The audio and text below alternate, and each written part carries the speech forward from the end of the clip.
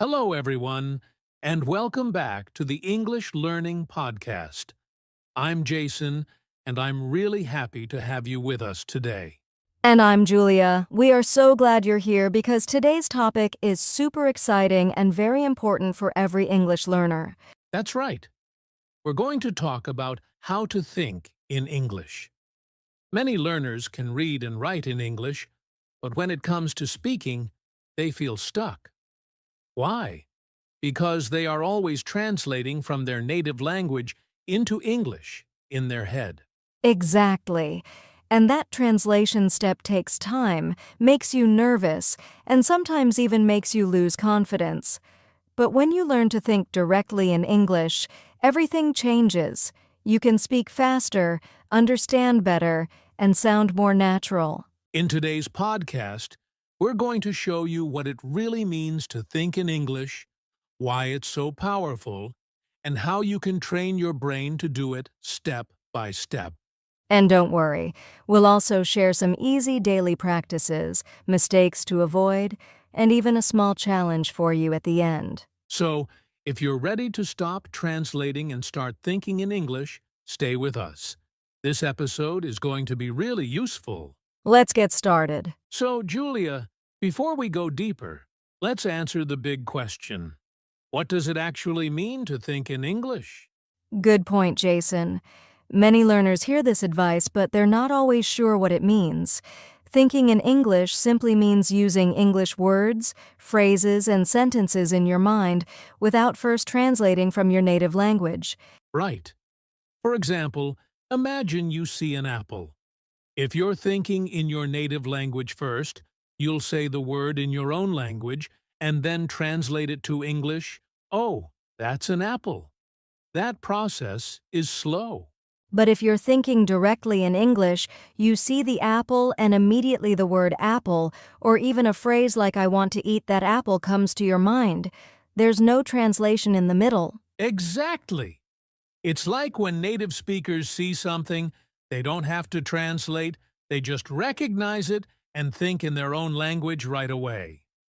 For English learners, the goal is to build the same habit with English. And it doesn't have to be only words. Thinking in English also means making short sentences in your head. For example, if you're walking outside, you can think, "The weather is nice today," or "I'm going to the store." These small sentences in your mind are the start of real thinking in English. That's a great way to put it. So, in short, thinking in English means your brain starts using English naturally, without translation, for daily thoughts, ideas, and even feelings. And the best part is, you don't need perfect grammar in your thoughts. Just the practice of using English in your mind makes your fluency stronger over time. I love that. So, thinking in English is really about training your brain to skip the translation step and go straight to English words and sentences. Yes, and that's what makes speaking easier, faster, and more natural. Now that we know what it means to think in English, let's talk about the problems learners face when they try to do it. Yes, because almost every learner struggles at first. One of the biggest problems is translating word by word. Many learners see something, think of it in their native language, and then try to change it into English. And the problem with that is, it takes too much time. Imagine you're having a conversation. While you're translating, the other person is waiting, and you feel nervous. Exactly. That nervous feeling can make you even slower, and sometimes you might forget what you wanted to say. Another common problem is the fear of making mistakes. Learners want to think in English, but they stop themselves because they're worried. What if my grammar is wrong? Or what if I use the wrong word? That's so true. But here's the thing. Your thoughts don't need perfect grammar. Even if you think, "he go to school" instead of "he goes to school," it's okay. The important thing is you're thinking in English, not translating. I like that. Progress is more important than perfection. Now, another issue is slow response time. Many learners can understand English, But when they try to reply, their brain feels heavy. It's like their thoughts are stuck in two languages. Yes, and that's normal in the beginning. It just means your brain is not yet used to running in English. It takes practice to become faster and more natural. So, to summarize, the common problems are translating word by word, fear of mistakes, and slow response in conversations. And the good news is, all of these problems can be solved with the right practice, which we'll talk about in the next sections. All right, Julia, now that we've talked about the problems, let's move to the positive side. What are the real benefits of thinking in English? There are so many, but let's start with the biggest one, fluency. When you think directly in English, you speak faster and more smoothly because you're not wasting time translating in your head. Yes, that's a huge benefit. It's like removing a barrier. If your thoughts are already in English, the words just flow out more naturally. Exactly. And another benefit is confidence. Many learners feel shy because they're always second-guessing their words. But when you train your brain to think in English, you trust yourself more and you start speaking with less fear. I agree. Confidence really changes the whole experience of learning. And I'd also say another big benefit is understanding native speakers better. When you listen to movies, songs, or real conversations, your brain can catch the meaning faster if you're already thinking in English. That's a great point. If your brain is working in your own language, you'll always be one step behind. But if it's working in English, you can follow along more naturally. So, to put it simply, thinking in English makes you fluent, confident, and better at understanding others. Yes, and those three things together can really change your English learning journey. I think that's motivation enough for our listeners to start practicing. Definitely. And the good news is, it doesn't have to be complicated. There are simple steps you can take every day to train your brain. Okay, Julia. Now we come to the most important part of today's episode. How can learners actually train their brain to think in English? Yes, this is where it gets practical. We're going to share simple step-by-step ways. And the good thing is, you don't need any special tools, just daily practice and consistency. Great. So let's start with step 1. Begin with simple thoughts in English. Instead of trying to make big, complex sentences in your head, just start small.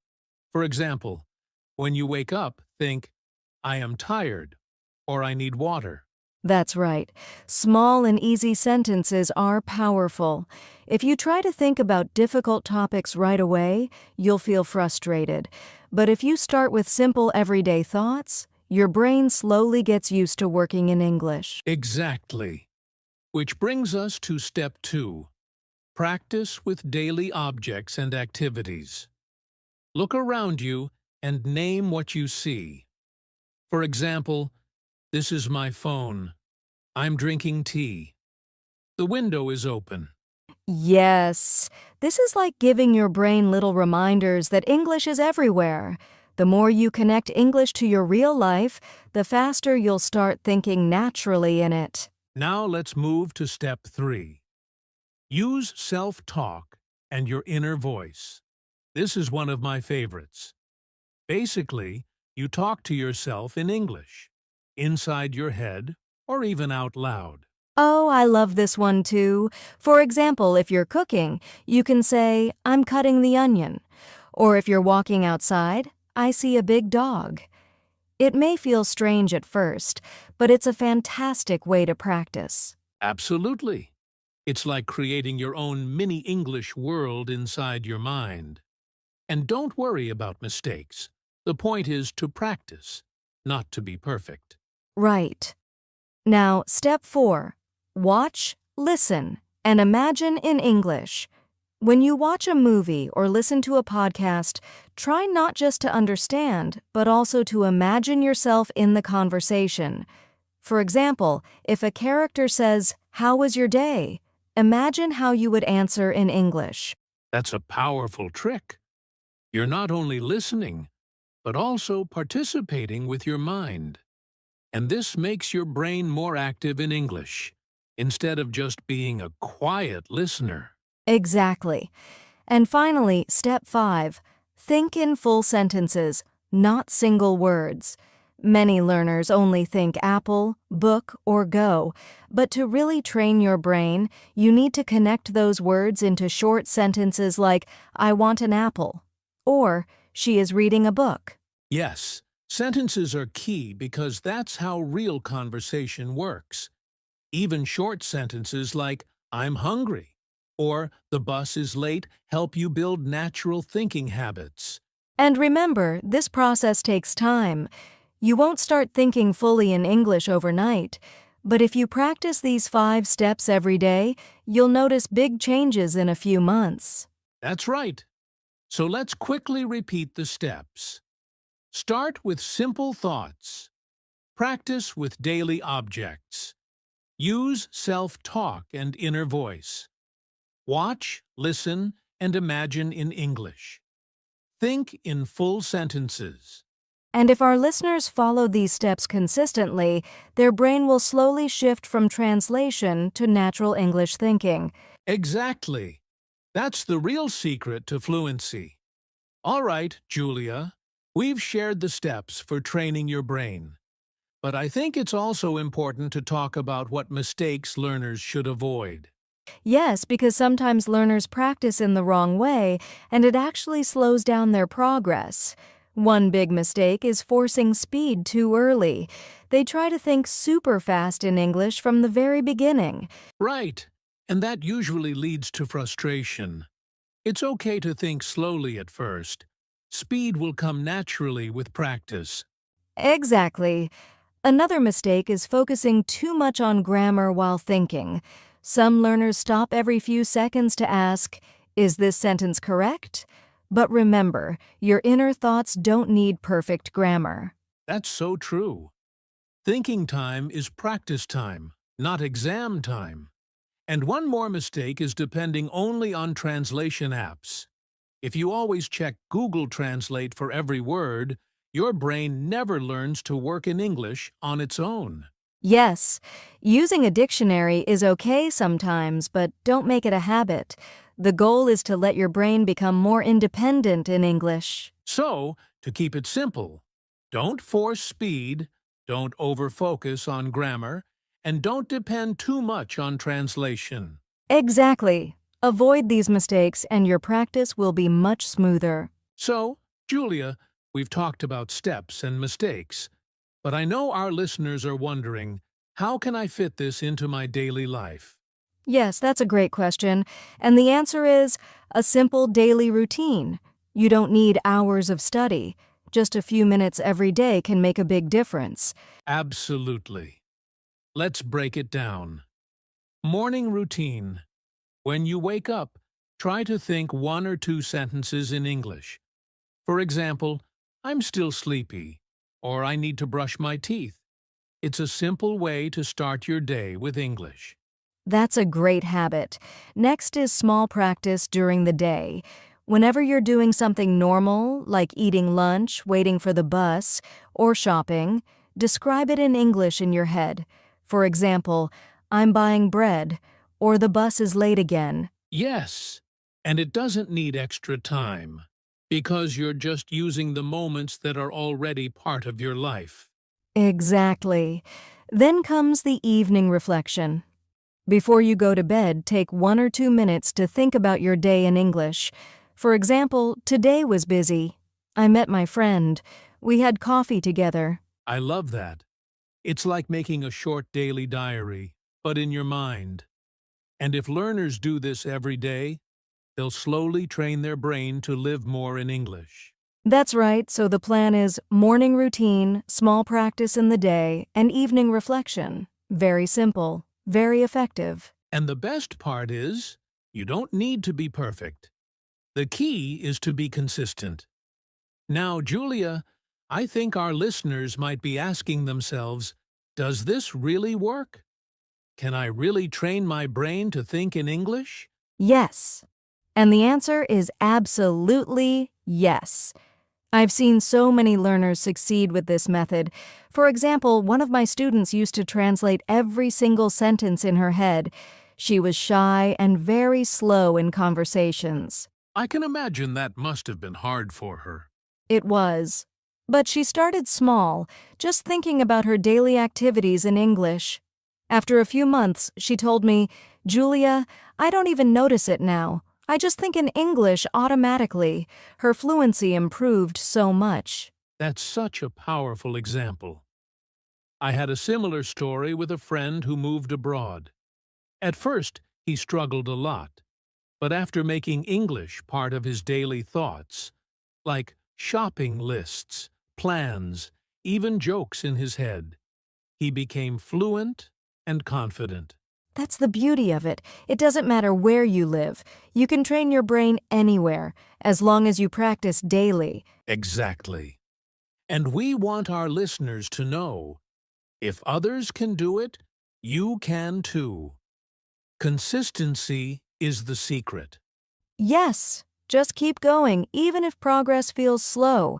One day you'll suddenly realize, wow, I'm thinking in English without even trying. All right, Julia, I think it's time to give our listeners a little challenge, something they can start right away. Yes, challenges are a great way to stay motivated. So here's our idea. Let's call it the 7-Day Think in English Challenge. I love it. So, how does it work? Very simple. For the next 7 days, we want you to spend at least 5 minutes a day thinking in English. You don't need to speak out loud, just use your inner voice. And to make it easier, we'll give you a small task for each day. For example, Day 1. When you wake up, describe your morning routine in English. I'm brushing my teeth. I'm making tea. Then Day 2. When you're outside, describe what you see. The sun is bright, a car is passing, and so on. Each day you can choose a small theme: food, family, your plans, your feelings. By the end of 7 days, your brain will already feel more comfortable thinking in English. Exactly. And if you like the challenge, don't stop after 7 days. Keep going. Make it a daily habit. So, listeners, are you ready? Start today, and in just 1 week, you'll see the difference. Yes, we believe in you. You can do this. And that brings us to the end of today's episode on how to think in English. Yes, we hope you found it helpful and now feel motivated to train your brain to think directly in English. Remember, the key points are simple. Start small, practice every day, avoid common mistakes, and be consistent. Your brain will gradually adjust, and you'll see real improvement in your fluency and confidence. And don't forget our 7-Day Think in English challenge. It's a small step, but it can make a big difference if you do it daily. Thank you so much for joining us today. We really enjoyed sharing these tips with you. Yes, and we can't wait to hear about your progress. Keep practicing, stay positive, and remember, you can do this. That's it for now. See you in the next episode of the English Learning Podcast. Goodbye, everyone. Happy practicing.